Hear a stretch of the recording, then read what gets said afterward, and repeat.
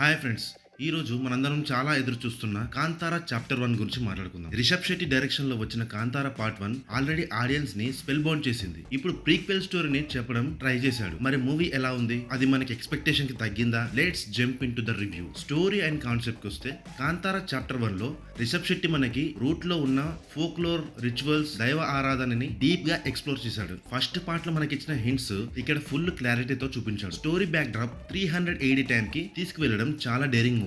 అది మూవీకి biggest strength. Performances వస్తే హీరోగా రిషబ్ శెట్టి ఎక్స్ట్రాడినరీగా పర్ఫార్మెన్స్ ఇచ్చాడు.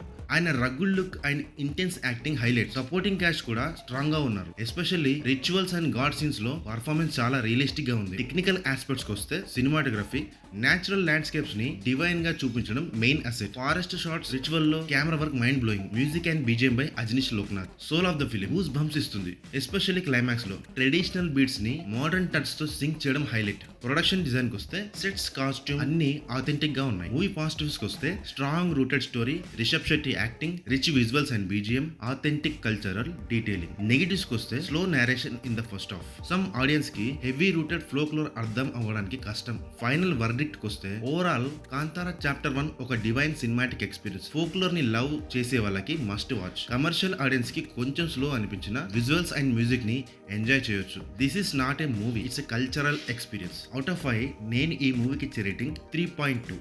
Thank you for watching this video.